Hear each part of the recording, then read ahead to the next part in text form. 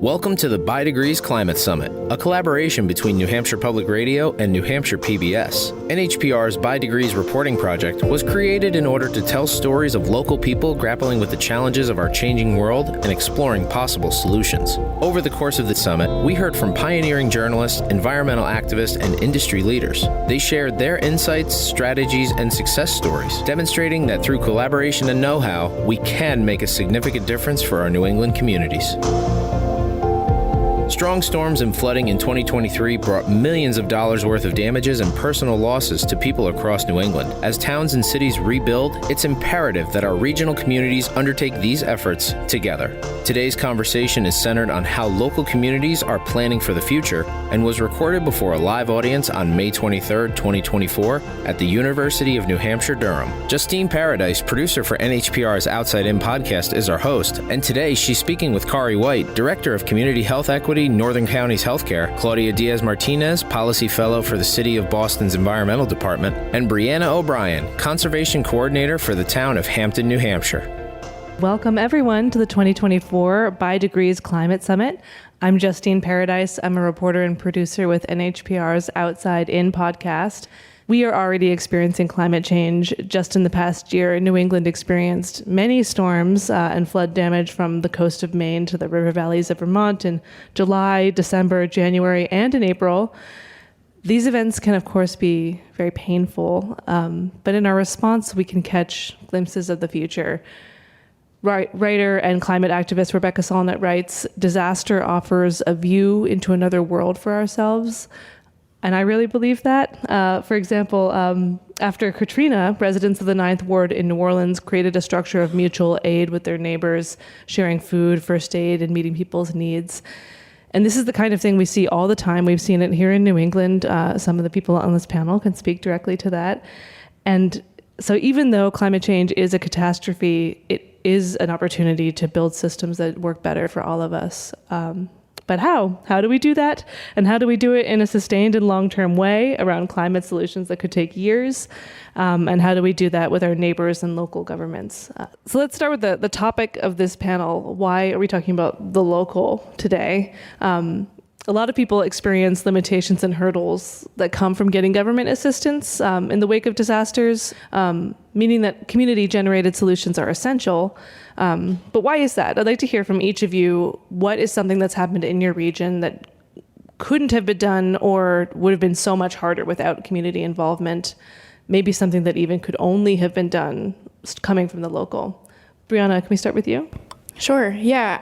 I think that when we're thinking about the action that we're taking at a local level, we want to be prepared and mitigating disasters, and the preparedness, we want to have that ahead of the disasters happening. And in Hampton, we have a lot of really amazingly involved residents who have advocated for years for the health of their community, specifically the folks along the coast and who border the marsh.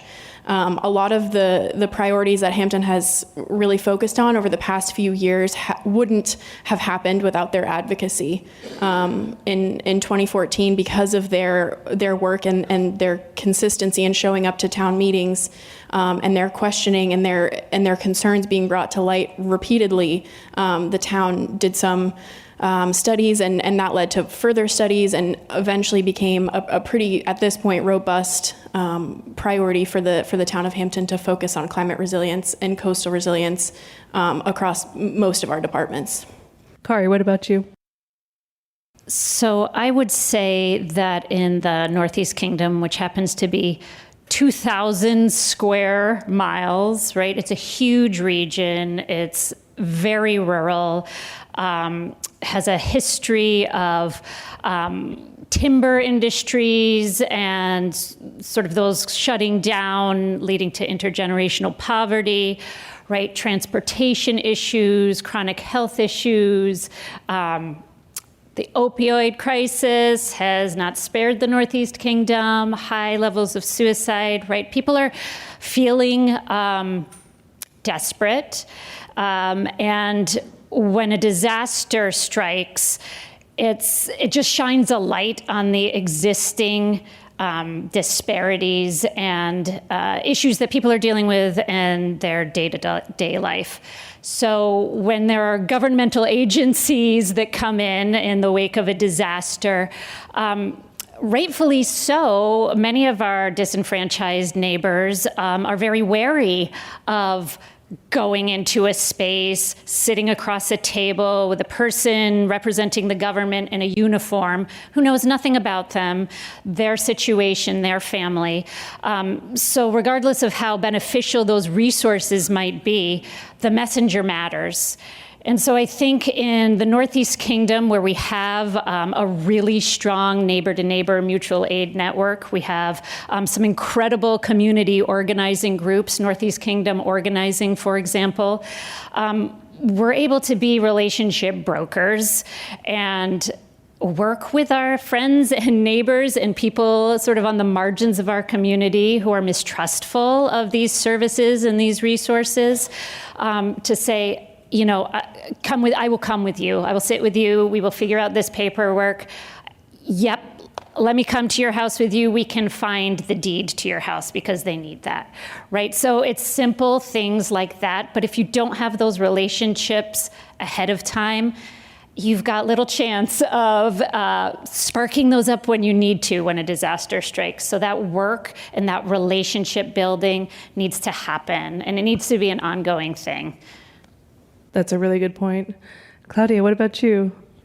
Sure. Hi, everyone. Thank you for being here. Back in Boston, I've been very honored and privileged to be part of what I see as one of the most significant programs that we have in the city to achieve carbon neutrality. And the name of that program is BERDO, which stands for the Building Emissions Reduction and Disclosure Ordinance. And I won't go into much detail right now. But one of the reasons I feel so much pride to be part of the team that is implementing this program now is that it is one of the few building decarbonization programs of its kind in the United States that has such intentional components for environmental justice, and that not only has explicit goals for justice, but also has very intentional measures to make sure that the implementation of the program is equitable and that our most vulnerable communities in Boston can ultimately benefit from better buildings. And I can say that this program would not exist, or it would not exist in this way if it wasn't for the commitment of a lot of community-based organizations in Boston that put a lot of work throughout the years to have this program in place to have better buildings in the city. Yeah, and we'll definitely talk more about justice a little bit later, but right now, Boston has committed to becoming carbon neutral by 2050, which reflects the Paris Agreement and federal goals. You mentioned buildings, but what does carbon neutrality for a city mean? Can you break that down a little? Sure. So in this context, carbon neutrality would mean that we are reducing the emissions that we produce as a city as much as we can. And those emissions that still remain after all of our mitigation efforts can be mitigated in other ways. So like through renewable energy in other parts, or by having other types of efforts that benefit the community. So that's the goal that we have as a city to reach by 2050. And BERDO, this program, is one of the key pieces for that. Thank you. So, Kari, you and others in the Northeast Kingdom created this long-term recovery group, and part of that has been trying to find contractors to provide estimates for repair work. And you called this the steepest learning curve of your life. That's a direct quote. What do you mean by the steepest learning curve of your life? How so? So I pride myself on sort of preparation. I don't love surprises. And when there's a challenge or task in front of me, I go all in and I do hours of research. I talk to as many people as I can possibly find who I think might be able to shed some light on whatever challenge or situation it is. And still, despite months being part of this work in this long-term disaster recovery work, I am reminded on a daily basis how little I know and how little I understand and how it shifts every single day and how complex this is. It doesn't matter how much reading you do. It doesn't matter how many different organizations and entities, federal, state, local, that you talk to. it seems like there is very little clarity to be had. So I just know that it feels like I'm climbing up this steep mountain, and I just don't know if there's a summit. I feel like it might be just this mountain that you'd never reach the top of. I don't know. Well, how did it start? So the Northeast Kingdom has the benefit of having really long-standing, and I'm talking decades-long, partnerships, cross-sector, cross-organizational partnerships to work really in deep collaboration with one another. So we have a history of strong and trusting organizational and individual relationships, which without those, when this disaster hit and there was this push to establish this thing called a long-term recovery group, which is sort of the FEMA recognized way to do disaster recovery, we were able to structure ourselves in that very specific way, to be recognized and to be able to become an entity that could benefit from philanthropic and potentially government assistance and dollars and programs, et cetera. So, it's been a really interesting thing. And thank goodness I have people in my life and in my community that I can pick up the phone and call and say, hey, there's this really hairy issue.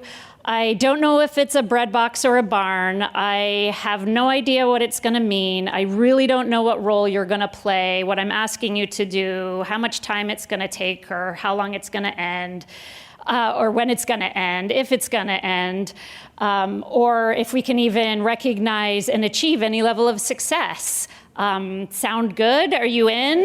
Right? And I have enough people in my life that'll say, okay, sure, I'm in. Let's figure this out together and understand it's gonna feel terrible sometimes, but I'm not alone. I'm not an individual in this trying to figure this out. I have a team of people. A bread box or a barn is a beautifully New England metaphor, just to say. We heard from a listener named Nate who wrote us, when an applicant for a building permit develops engineering plans to account for flooding, they often only need to account for 25-year storm events.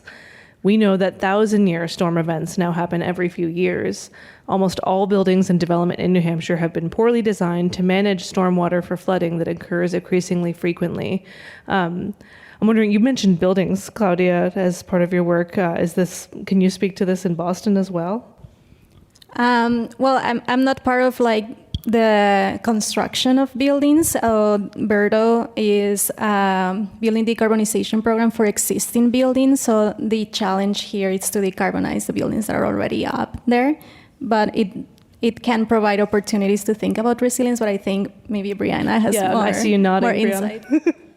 Yeah, it's a really challenging system to navigate, knowing kind of the shortcomings of FEMA's mapping systems and what they account for, and oftentimes when they're released, they're already antiquated because of how dynamic floodplains are, and with the changing climate, there's a lot of nuance to that isn't often captured in those maps, and therefore is not required by building code and by FEMA standards. In Hampton, we have adopted higher standards for our building requirements, and they allow for more freeboard depending on the type of structure. So freeboard being how much higher above the base flood elevation a building has to be built to. Certain stormwater management requirements. So it was actually a really great kind of dynamic community. There was community involvement. There was a lot of stakeholders involved in these conversations as we discussed what that ordinance update would look like, and we were able to evaluate different options and what made the most sense for what, kind of where we were at as a community. And so that was adopted, I think it was this spring, and so we're looking at much more resilient structures moving forward, if new structures or substantially improved structures. Is that part of the conversation in the Northeast Kingdom too, as you're rebuilding from the flood damage? So I'm going to go back to the size of the Northeast Kingdom. The Northeast Kingdom region has 55 different towns and municipalities, all with different zoning regulations, ordinances, most of them with very part-time, I would say nearly volunteer municipal staff and management, who they themselves can't keep up with all of the different rules and regulations and possible programs and resources. So yes, it is part of the conversation, and it's part of, I would say, our frustration in being able to assist different homeowners and survivors who've been devastated by the July flooding figure out what they need to do, what resources are available to help them do that, and then if they're actually going to be able to do it in the way that they want to, and that's a way that's actually sustainable, that will help them weather the next storm. So it's a real need, and we have some real capacity deficits being able to support people in that way, that specific way. Thanks for listening to the By Degrees Climate Summit, a collaboration between New Hampshire Public Radio and New Hampshire PBS. Coming up, our panel will talk about budgets and equity. We'll be back shortly to hear more of this discussion. Welcome back to the By Degrees Climate Summit, a collaboration between NHPR and New Hampshire PBS. This conversation is centered on how local communities are planning for the future and was recorded before a live audience on May 23, 2024 at the University of New Hampshire Durham campus. Our host is NHPR's Justine Paradise, and she's speaking with Kari White, Director of Community Health Equity, Northern Counties Healthcare, Claudia Diaz-Martinez, Policy Fellow for the City of Boston's Environmental Department, and Brianna O'Brien, Conservation Coordinator for the town of Hampton, New Hampshire. I'd like to turn now to a super sexy subject that I think that we'll all know what I'm about to say, which is municipal budgets and their role in setting climate priorities in our backyards. It actually is fascinating. Claudia, you wrote a paper about this, published in the journal Nature, and you argue that municipal finance should be thought of as a, quote, set of ethical and political choices that can be used to move forward on climate action and justice. What do you mean by that? That's a great question. And well, myself, I never thought I would be excited about anything related to finance ever.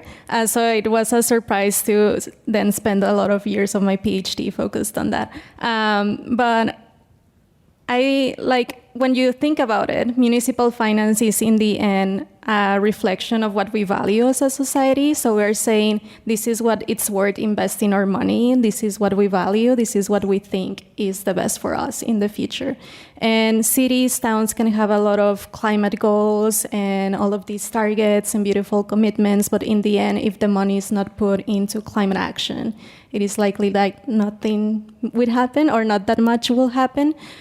So that paper, I really want people to, become more curious about things that sound so boring, like municipal budgets or, revolving funds and where their city is putting money. And we found that actually, in terms of climate change, the decisions that municipalities make for their budgets or financial decisions can really impact what city officials are ultimately able to do.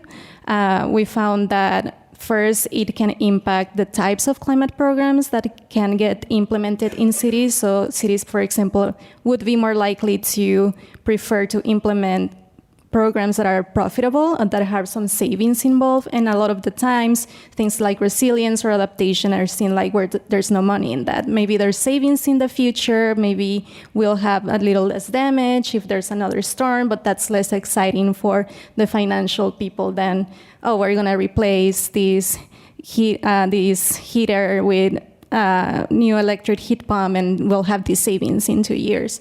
So that's one. And then also how you get money can impact when and for how long you're actually able to implement a program, from budgeting cycles to grants that say you have to spend all your money by X day, or you can only spend it on this geography and you cannot spend money that could possibly be in another community that it's your neighbor. And then it shifts power to decide what is worth investing in our community. So instead of municipal budgets, instead of looking at their community and seeing what are you prioritizing? What do you need? They also need to be thinking about, well, what do credit agencies prefer? What will investors want to see in our municipal bonds? So in that way, it shifts a bit of power to decide, well, what is worth investing in, when, how, and for whom. Fascinating. Thinking about multiple budget cycles and how climate action has to be sustained over many, many years and often many budget cycles. I'm curious if either of you, Brianna or Kari, have experience with managing, we need to continue this beyond this budget cycle, or when it was a struggle or when it was a success. Well, I will say that we are incredibly fortunate to have the Vermont Community Foundation in the state of Vermont, who has stepped up in a big way as a funder, and a very transparent funder who is willing to have conversations and hear what is working, what is not working, and where they can be helpful in a very reasonable way in terms of grant requirements for applications or reporting. It might just be a conversation, like, how did you spend the money? Did it help in what you were hoping to do? So they have been incredibly just a real partner, which has been a breath of fresh air and very helpful.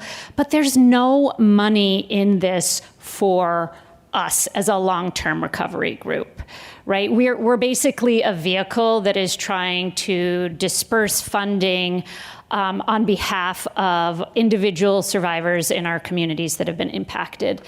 And the real money in disaster recovery goes to these huge national organizations like the Red Cross or the Methodist Church, et cetera, who have years of coming into disaster-impacted communities and getting these hundreds, millions of dollar grants to staff up capacity-wise, right? And do these rebuilding projects as part of their ministry work and whatnot. And that's a wonderful resource to have, but it's not embedded in our community. It's this external resource that comes in, saves the day, and then leaves.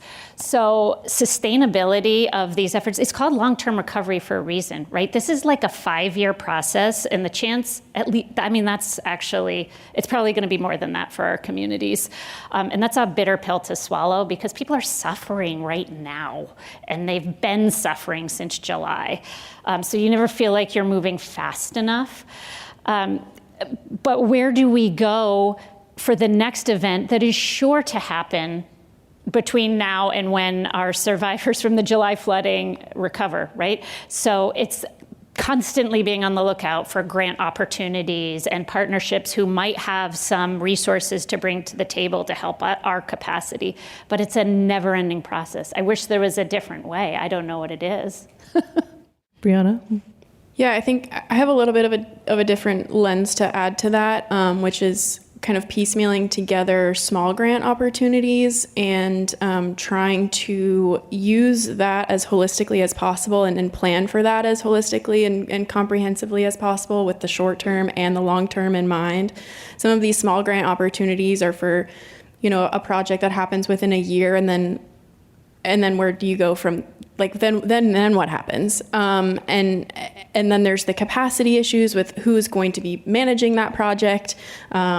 Is it a capacity issue that you solve with short-term grant funding, and then you're in the same cycle again with a short-term position that's managing a short-term project, and then how do you get longevity out of that? So one of the things that I think is helpful to kind of to reframe that is understanding that climate resilience is not going to happen just in its own climate resilience department. So bringing climate resilience into all of the different types of work that's happening within a municipality and embedding it into everybody's work. So yes, ideally the town of Hampton will have a coastal resilience, climate resilience department, but also there will be sustainability and longevity by everybody embedding that into their work day to day and holistically looking at grant opportunities and projects together and being able to, instead of instead of the piecemeal short-term approach, taking the time to think about how to use the funding and the opportunity as a whole town. And that does take time up front. It does take away, maybe you miss a couple of grant cycles while you're planning out what the next couple of years look like, and while you're reframing certain departments' work. There, again, a bitter pill to swallow. There are many in this work, but that funding may be not advantageous to go after while you're planning how to make future funding more sustainable. Actually, I want to turn to equity here. Climate change, of course, affects people in the same community quite differently, and members of a community may disagree on which issues to prioritize. Claudia, can you give us a clear example of what climate inequity might look like, and an example of a justice-minded solution? Sure. I think we don't have to go very far to notice climate injustice or climate inequity within our towns and cities. So thinking specifically about climate change, for example, a heat event, or when we have just a very, very hot day, we all experience it very differently depending on our circumstances. So it's not going to be the same to experience a heat wave if you work an office job and you're on the AC all day versus you perhaps have a work outdoors, or if you're even on a house. So just that single day in one single event, our experiences are going to be tremendously differently. Or even where our houses are located, do we have access to green space? Do we have access to air conditioning? And all of these issues of access come from, structural injustices in our communities, from environmental racism, colonialisms, and so on. So we are not all starting from the same place. So climate change is not an equalizer where, we all suffer from climate change. We will all experience rising temperatures or storms or disasters, but we're not all in the same place to recover at the same rate or to be protected from those things. So thinking about a solution that would have justice in mind, what would be an example? I think for a very simple example, I think the most environmental thing that people have always in mind, and people make fun of me, is like, you're just planting trees. But even something as simple as that, it's like, it's not just about planting trees, but where? Where is there no access to green space right now? Thinking about who would benefit from this, and then not just going and planting trees and be like, yay, now you have trees in a park, but like, what would you like in that park? What are the services that your community is lacking? So even just switching the mindset from just like, we're coming here and we know we need more trees and we're just planting them. Well, where, how, why, and what other services do you need? Going to the community first. You're nodding. Kari, do you have anything to add? Well, I'm so happy you mentioned, Claudia. This country was founded on a relationship to the land that is extractive, right? That is about individual gain and about exploiting and power over, right? That is still alive. That is still dictating who gets to say what happens, how, and when. That gets intertwined in our conversations. It entirely dictates where money goes, because it's the values of, it's like manifest destiny, right? It's like this is mine for the taking. And there are some people who are not worthy of those resources. They are not valued the same.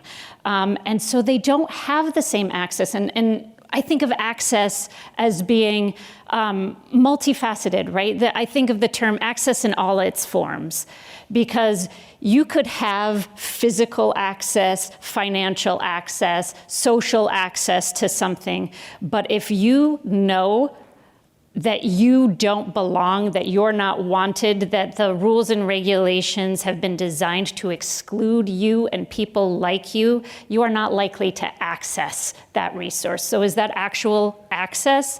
I don't think so. So it does come down to questioning sort of the systems, the water we're swimming in, right? And being very intentional about questioning that and your sort of role and your privilege in perpetuating the status quo too, right? You can't just be an observer to the systems. You are part and parcel. So this idea that you can just sort of tinker from the outside and fix things, I think is erroneous. And so it's really this constant questioning of, am I representing privilege? Am I wielding my privilege to help myself? Or am I being in service of others who don't look like me, who are not white, who are not employed, who do not have a financial and stable situation, right? So it's that constant questioning of, am I perpetuating the status quo, or am I doing something to recognize it and make it visible so we can do something about it together? As far as doing something about it together, when it comes to the coast, of course, erosion and sea level rise are a huge issue. I myself grew up on Nantucket Island off of Cape Cod, which obviously has a lot of vacation homes, a lot of wealth, but also sea level rise is a risk to critical infrastructure and to the working class community as well. It's always this dance where there are tensions around which areas that we as a community are going to prioritize to try to protect, and the dynamics of wealth and power and inequity are at play. Brianna, in Hampton, also on the coast, how do you as a community decide which projects to prioritize? Where does that conversation happen? It's a really, really challenging question that we deal with all of the time. And I was thinking as Kari and Claudia were talking that when we do prioritize solutions, we do try to solicit input from community members, from partnering organizations, and we want to make sure that the solutions we're pursuing are mindful of all those that are affected. But sometimes the people that can make it to the table are the people that are retired, that aren't at work that day, that don't have to, bring their children, to a doctor's appointment. So being mindful of who is at the table and trying to find alternative ways to bring them into the conversation to consider what solutions might be more effective for them than we might realize and unintentionally cause harm through the solutions that we do prioritize. I don't know that we have I can't tell you a system that we use to make sure that that's happening all of the time and that we're making the best choices with our prioritization, but it's an ongoing practice, and we're, constantly working to invite more people to the table and open that conversation up and find new avenues to solicit feedback and questions and concerns. It really is an ever-evolving practice for our town. Thanks for listening. We'll be right back with more from our panel discussion, How Local Communities Are Planning for the Future. Coming up, a discussion on how people can get involved at the local level. The By Degrees Climate Summit is a collaboration between New Hampshire PBS and New Hampshire Public Radio. We'll be right back. Welcome back. Today's panel from the By Degrees Climate Summit, How Local Communities Are Planning for the Future, was recorded in front of a live audience at the University of New Hampshire, Durham on Thursday, May 23rd, 2024. Our host is NHPR's Justine Paradise, and she's speaking with Kari White, Director of Community Health Equity, Northern Counties Healthcare, Claudia Diaz-Martinez, Policy Fellow for the City of Boston's Environmental Department, and Brianna O'Brien, Conservation Coordinator for the town of Hampton, New Hampshire. Let's talk about how to get people involved and how to rally people to stay involved. So if you're a citizen and you're starting from outside of politics, you want to see more climate action in your city, how do you start? What are specific offices or committees or people that you can look for? Sure. Well, I think if you live in a town or city that is big enough and have enough resources to have its own climate department or environment department, that's a good place to start, but that's not the reality in a lot of our municipalities. But I would encourage people to actually look at their budgets and figure out who makes those decisions and how can you influence those decisions in the future. there's no standards for municipal budgets, so almost every town it's different, and the documents will look differently and decisions are made differently. So I would encourage you to figure out how that works where you live. Get into those budgets. Yeah. Brianna, as a conservation coordinator, how do residents help you do your job? When people approach you, what do you like to see and what do you wish you saw more of? I couldn't do my job without residents who reach out to me with questions, with ideas for solutions, with concerns, with volunteer requests. My work is so driven by resident input. I love when people come and ask questions about what they can or should not do on their property, because I think stewarding your own property responsibly is such an important first step in breaking down the barrier between you and the world around you, the natural world around you, and finding ways to do that well. Even just not mowing your grass is short. Is like just making those simple decisions to really connect with your natural world through your own backyard, or through the park in your neighborhood, or through whatever green space you have access to is really a super important first step.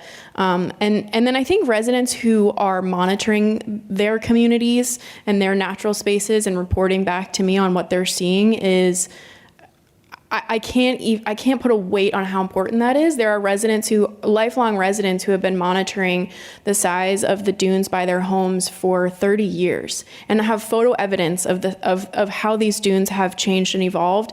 And it's not official data collection, but it ultimately becomes that in how we're using it. And so the residents who are really paying attention and trying to learn how to better pay attention to their natural world and again break down that barrier between them as a human and the outside world, and coming to me or many of the different offices in our town office with those questions and concerns. And any public town meeting, those are great avenues for that kind of work and that kind of dialogue. Yeah, a real treasure trove, that kind of knowledge gathering. Kari, if someone's hearing about your work, a long-term recovery group, and thinking, oh, we need that in my region, what advice do you have for someone who's thinking about starting one? Be as clear-eyed as you can that it is complicated. It is long-term. You need friends and allies.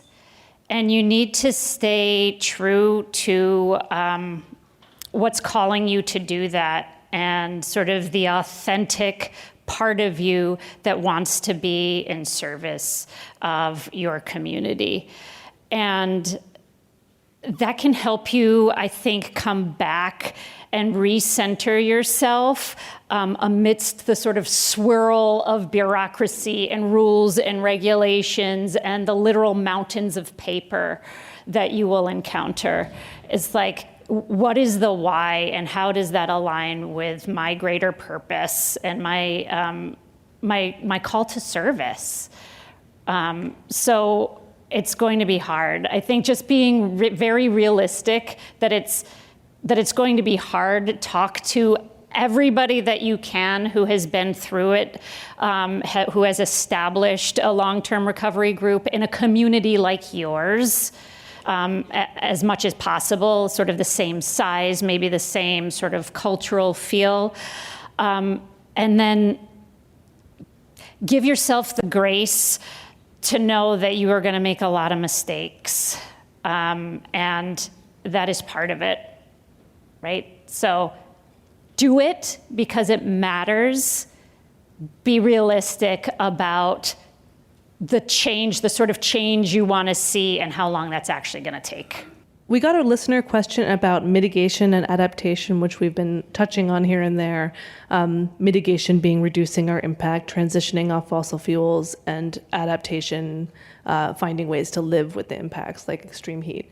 So Susan in Durham says, have we abandoned efforts to reverse climate change? Is adaptation our only focus now? Claudia, what do you think? Well, all of my life is about mitigations these days. So we're still working on climate mitigation, and that's still critical. I think they are both one of sides of the same coin. One cannot exist without the other. And in many ways, they can both support each other. And we need to see them, resilience, mitigation, and justice all as one and not as these separate things with separate people and separate departments. I can give more insight into what we're doing in Boston, if that's helpful. Are there things that have you focused on that are able to address both? Sure. So this building decarbonization program that I've been talking about essentially mandates existing large buildings in Boston to become net zero by 2050, and they have to reduce their emissions progressively over time. And they have multiple ways to do that, and one of those involves making improvements to existing buildings. So that could mean improving insulation and doing energy efficiency work, weatherization, changing heating systems or water heating systems, which does not sound super appealing at first, but truly impacts our lives in many, many ways. We all live in buildings. That's where we work, where we learn, where we live, where we play. So truly thinking about that and the impact in our lives. But going back to the connection to resilience, so when we are improving those buildings, there is the opportunity to think, if I'm changing my heating system, can I elevate it? Because I know I'm going to be in the floodplain. So can we pare those down and think about this holistically at the same time? And hopefully we'll see more of that happening in coming days. Either of you want to jump in, Brianna, Kari? Just as we're helping rebuild survivor homes in the kingdom, so many homes are on the floodplain, and their heating and electrical systems are in their basements. So as we're repairing, we're moving up out of the basement because it's just, it's a predictable surprise, right? It's gonna flood again and ruin your heating system and your electrical system. Yeah, and on the same lane, sorry, in related to buildings, we're at a point where we have to think about heat and about summers and the fact that we're probably gonna need more air conditioning in our buildings. So again, this opportunity that we're decarbonizing, but also thinking how can we prepare for these events in climate change. Yeah, I'll just add kind of in the outside of the built world, the natural world, most of the work that I'm seeing and partnered with people who are doing, it's both mitigation and adaptation at the same time. They're certainly one and the same for the majority of the habitat restoration, for example, is exactly both mitigation and adaptation simultaneously. And what that means is we're improving the resilience of this habitat for itself to continue to regenerate and be healthy and to be able to produce the goods and services as an ecosystem that it is supposed to, and in turn helps the community surrounding it become more flood resilient or more at least more aware of what the system is naturally supposed to do and look like. So it's in the natural world, it's most oftentimes mitigation and adaptation are one and the same. Let's talk about getting involved again. I'm thinking about low-hanging fruit or something that could be done on a local level that if your city or town has not done it, they should do it. They should think and see if it's been done in their town. I'm thinking about something in a building code, maybe something on a town energy council. What would be something that they should check to see if their town has taken care of this aspect of climate action? I can give a few examples of things that we have in Hampton that I think I'm really proud of. So maybe other towns or municipalities, folks in other areas could look to see if they have that. And Hampton is not perfect. We certainly have a lot of work to do, but some of the guiding documents that we have for that work is our master plan. We just updated that. Our Hampton Beach Village District is kind of like a quasi-municipality. They have their own master plan. The Seabrook-Hampton Estuary Alliance has an estuary management plan. We are in the process of developing a natural resources inventory for the municipality. the hazard mitigation plan. So all of these documents are guiding documents for how we approach our coastal resilience efforts. And you can certainly check to see if your municipality has these things, to see what their priorities are, how they're what they're using for their guidance for moving forward into the future. There's many other options as well, but that's kind of on my mind right now. So I think it's a great way to check to see what's going on in your community. So thank you for mentioning that. I blanked when that question was asked, but now I'm thinking back in retrospect when the flooding hit. Some of the towns in the Northeast Kingdom were impacted much worse than other towns. And in several of those towns, people didn't even know there was like an emergency management plan or a hazard mitigation plan or a flood mitigation plan, which many towns actually have. So nobody knew where to go, where to find it. Like, oh, actually in this town, it was in this person's like filing cabinet and hadn't been updated since 1980, but they found it, months later.